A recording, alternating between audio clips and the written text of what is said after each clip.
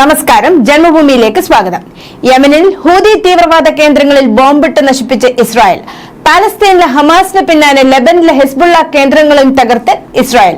ഇപ്പോൾ യമനിലെ ഹൂതി കേന്ദ്രങ്ങളിലേക്കും കടന്നിരിക്കുകയാണ്. ഹൊദയ തുറമുഖത്തും അവിടെ ഒരു പവർ സ്റ്റേഷനിലും എണ്ണ ടാങ്കറിലും മിസൈൽ ആക്രമണം നടത്തി. കനത്ത നഷ്ടമാണ് ഹൂതികൾക്കുണ്ടായത്. ഹിസ്ബുള്ളയെ പിന്തുണച്ച് യമനിലെ ഹൂതികൾ കഴിഞ്ഞ ദിവസം ഇസ്രായേലിലേക്ക് ബാലിസ്റ്റിക് മിസൈലുകൾ അയച്ചിരുന്നു. ഇതിനു മറുപടിയായാണ് ഞായറാഴ്ച കൊടുത്തിരിക്കുന്നത്. ഇസ്രായേലിലെ ടെൽ അവീവിനടുത്തുള്ള ബെൽ ഗുറിയോൺ അന്താരാഷ്ട്ര വിമാനത്താവളത്തിനടുത്താണ് ഹൂതി ഭീകരർ കഴിഞ്ഞ ദിവസം ബാലിസ്റ്റിക് മിസൈലുകൾ അയച്ചിരുന്നത്. ചെങ്കടലിൽ ഇസ്രായേൽ ചരക്ക് കപ്പലുകൾക്ക് നേരെ ഹൂതികൾ ഡ്രോൺ ആക്രമണങ്ങളും നടത്തിയിരുന്നു. ഇപ്പോൾ സിറിയ, ലെബനൻ, യമൻ എന്നിങ്ങനെ 3 തീവ്രവാദ കേന്ദ്രങ്ങളെ ഒന്നിച്ച് ആക്രമണം നടത്തുകയാണ് ഇസ്രായേൽ. രണ്ടും കൽപ്പിച്ചമുള്ള നീക്കമാണ് ഇസ്രായേൽ നടത്തുന്നത്. ഹമാസുമായി ബന്ധമുള്ള ഹമാസിനെ പിന്തുണയ്ക്കുന്ന എല്ലാ തീവ്രവാദ നെറ്റ്വർക്കുകളും നശിപ്പിക്കുകയാണ് ലക്ഷ്യമെന്നാണ് വിലയിരുത്തൽ. ലെബനനിൽ കയറി ആക്രമിച്ചാൽ ഇസ്രായേലിനെ കത്തിക്കും എന്ന് ഭീഷണിപ്പെടുത്തിയ ഇറാൻ പരമോന്നത നേതാവ് ആയത്തുള്ള ഖൊമേനിയും ഒളിവിൽ പോയിരിക്കുകയാണ്. ഹസൻ നസ്രുള്ള ഉൾപ്പെടെ നിരവധി ഹിസ്ബുള്ള നേതാക്കളെ ഇസ്രായേൽ പ്രത്യേകം കേന്ദ്രീകരിച്ച് മിസൈൽ ആക്രമണത്തിൽ വധിച്ചു. ഹിസ്ബുള്ളയുടെ ഉന്നത നേതാക്കളിൽ ഒരാളായ കമാൻഡർ നാബിൽ ഖവൂക്കിനെയും വ്യോമാക്രമണത്തിൽ വധിച്ചെന്ന് ഇസ്രായേൽ സൈന്യം പറഞ്ഞിരുന്നു. വെള്ളിയാഴ്ച ഹിസ്ബുള്ള മേധാവി ഹസൻ നസ്രുള്ള വധിക്കപ്പെട്ടതിന് പിന്നാലെയാണ് ഇവർ കൊല്ലപ്പെട്ടത്.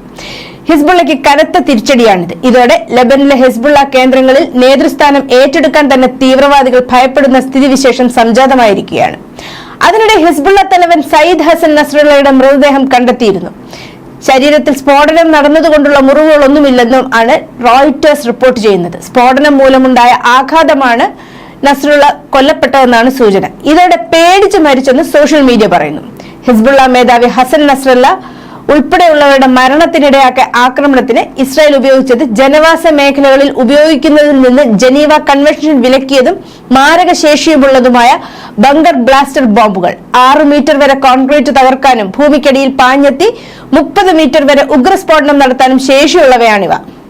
80 ബോംബുകളാണ് ഇത്തരത്തിൽ നിമിഷ നേരം കൊണ്ട് വർഷിച്ചത്. ജനവാസ കേന്ദ്രത്തിൽ ഹമാസ് ഉപയോഗിച്ചിരുന്ന രഹസ്യ തുരങ്കം തകർത്ത് ഇസ്രായേൽ സൈന്യം.